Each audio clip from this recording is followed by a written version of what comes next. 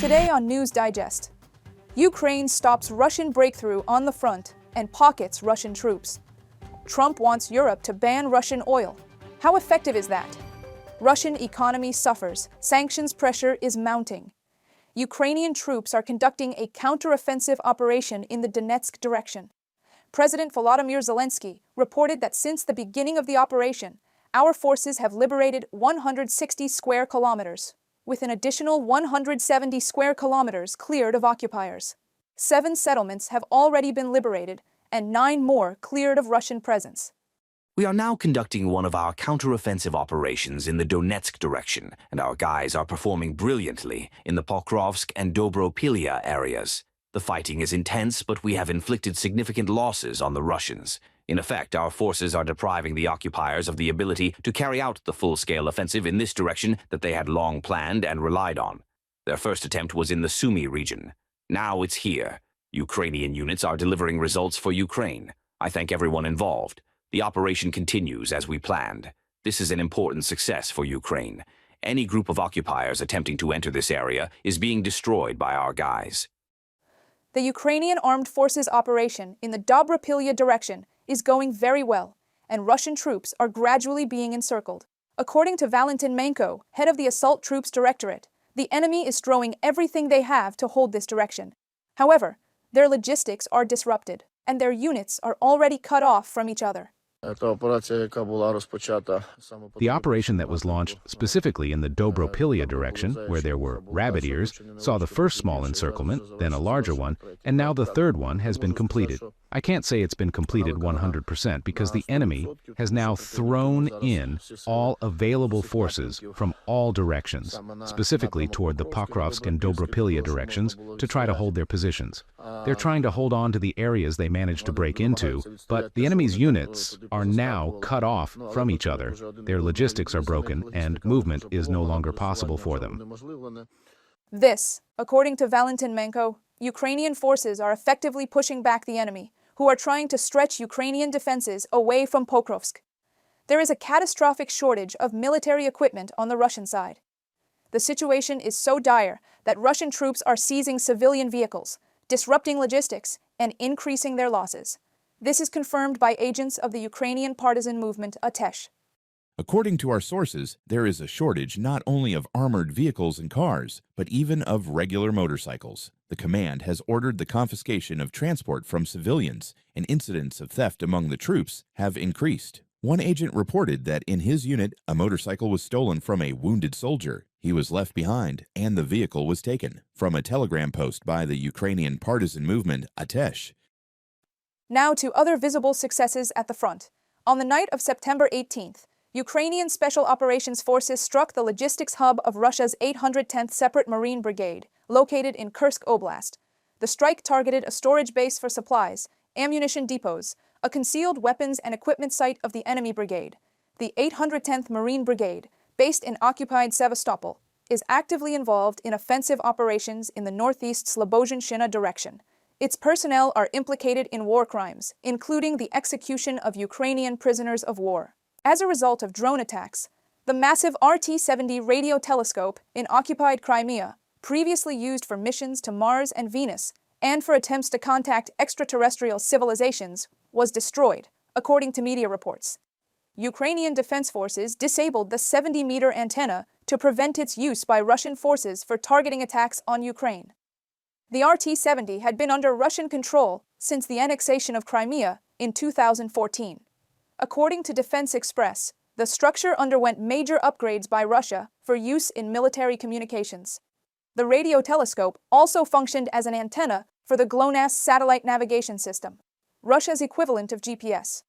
Reportedly, use of the RT-70 increased GLONASS accuracy by approximately 30%. The drone targeted a 200-kilowatt radio receiver located at the center of the telescope. Analysts note that this receiver, custom-built in Moscow in 2011, during the telescope's last major upgrade, will be difficult for Russia to replace. This means the aggressor country will not be able to repair the antenna anytime soon. Ukraine will soon begin deploying at least 1,000 interceptor drones per day to defend against massive drone attacks from Russia.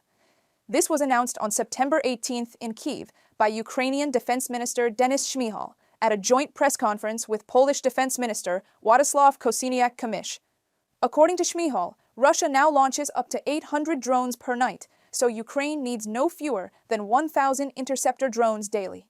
The United Kingdom is launching mass production of Ukrainian-designed interceptor drones, which will be delivered to support the needs of the Ukrainian armed forces. Defense Minister Denis Shmyhal signed the relevant agreement with his British counterpart John Healey in London. Meanwhile, Russia is increasing its production of Shahed-type drones.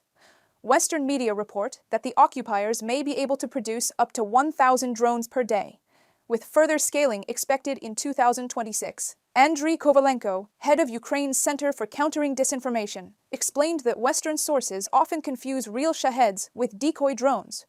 Russia produces significantly more decoys, as they are much cheaper. American Black Widow drones will receive a unique upgrade, Ukrainian artificial intelligence tested in real combat conditions. The technology, developed by Safe Pro Group, is now integrated into Red Cat's Black Widow drones. The system, called Safe Pro Object Threat Detection, is an innovative algorithm capable of identifying over 150 types of explosive threats, including landmines, anti-personnel mines, cluster munitions, and unexploded shells. What makes this development special is that the data is analyzed directly on board the drone. The cameras capture live 4K video, which is immediately processed by the AI to classify potential threats. This allows the drones to operate autonomously, without relying on internet connections or cloud services, a critical capability in combat conditions. U.S. President Donald Trump said Russian leader Vladimir Putin had really let me down, and urged U.S. allies to stop buying oil from Moscow if they expect Washington to take further steps to pressure the Kremlin into ending the war in Ukraine. Quite simply, if oil prices fall, Putin will have no choice but to pull out of the war, Trump said Thursday, after meeting with UK Prime Minister Keir Starmer. While noting he might consider additional measures against Russia, Trump made clear that such actions would depend on allies halting purchases of Russian energy. And when asked about the end to Russia's war against Ukraine, Trump simply replied that Putin has let him down in this regard. The one that I thought would be easiest would be because of my relationship with President Putin, but he's let me down. He's really let me down. Was going to be Russia and Ukraine, but we'll see how that turns out. Donald Trump, President of the United States, during a press briefing. Still, efforts to impose tougher energy measures face resistance from EU states, such as Hungary and Slovakia, leaving negotiations deadlocked and raising doubts about Trump's commitment to a united pressure campaign, especially given his historically warm ties with Putin. Starmer, for his part, said that some European countries remain overly dependent on Russian energy supplies.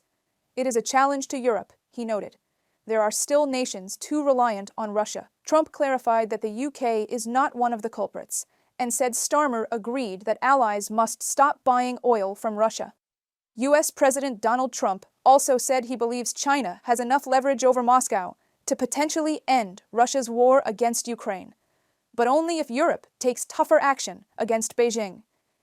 In an interview with Fox News, excerpts of which the White House later shared on X, Trump argued that sanctions or tariffs imposed by Europe on China could compel Beijing to act. If they impose sanctions or tariffs, or however you want to call it, if they did that against China, I think the war might be over. China is the biggest buyer of Russian oil. Donald Trump, President of the United States, in an interview to Fox News. U.S. Treasury Secretary Scott Bessent echoed Trump's view, telling Reuters and Bloomberg that the war in Ukraine could potentially end within 60 to 90 days if Europe introduced significant sanctions targeting buyers of Russian oil. Hard times have arrived for the Russian economy. This fact is already openly acknowledged in the Kremlin. For example, Russia's Minister of Economic Development, Maxim Reshetnikov, stated in an interview with a Russian propaganda television channel that the government is noticing, quote, worrying signs in the sector. Yulia Granovskaya will explain what these are. The European Union is preparing its 19th package of sanctions against Russia. According to Politico, citing sources in Brussels, the new measures could be adopted as early as Friday, September 19th, or Monday, September 22nd. There will be oil majors. There will be Russian banks. There will be crypto payment systems. There will be over 100 tankers. There will be special economic zones. There won't be oligarchs, at least not yet. And no new visa bans either, for now. But both issues are still on the table for the future. As for sovereign assets, there's an interesting concept of issuing a loan to Ukraine with repayment postponed until reparations are received. Let's see how discussions evolve. This would be a significant sum and a strong gesture of support. I'm glad our diplomacy is producing results. Vladislav Vlasyuk, Presidential Envoy of Ukraine for Sanctions Policy, on Facebook. The EU is also working on additional restrictions targeting China and India, the two largest importers of Russian oil. Banks and refineries in both countries are expected to be added to the EU's blacklist. However, Brussels is not yet ready to impose extra tariffs on China and India, despite growing pressure from Washington. U.S. President Donald Trump recently criticized the EU for what he called not tough enough sanctions against Russia and its trading partners. Still, EU officials maintain that not all diplomatic avenues have been exhausted. India's participation in Russia's military exercises and its purchase of Russian oil stand in the way of closer ties, because ultimately our partnership is not only about trade but also about defending rules-based international order. Our negotiations will address these challenges and with the aim of adopting a joint roadmap at the EU-India summit in early 2026, deepening the ties also with India in order to really not push them to the Russia's corner was the agreement by the college. Only two EU member states, Slovakia and Hungary, continue to oppose a complete break from Russian energy supplies. Bratislava recently stated it would only consider a full transition if reliable alternatives and sufficient infrastructure are in place. Croatia has offered to help.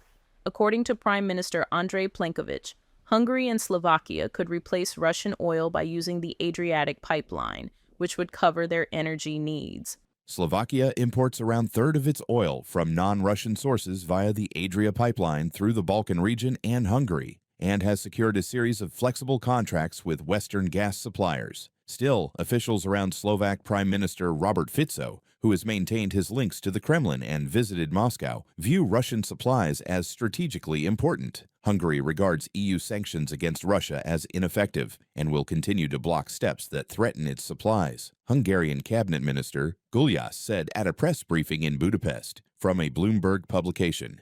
The rest of the European Union is moving toward a gradual and complete phase-out of Russian energy as part of its effort to secure peace in Europe. If you ask me and Denmark, it should be as tough as possible. So we are, behind any sanction which we can agree on, and it must be a full-fledged sanction package addressing circumvention, the shadow fleet, the financial sector, and then I would add, and Andrei also touched upon that, we also need stronger transatlantic cooperation.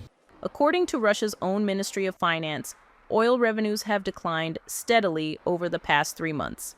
In June alone, they dropped by nearly 34% year-on-year.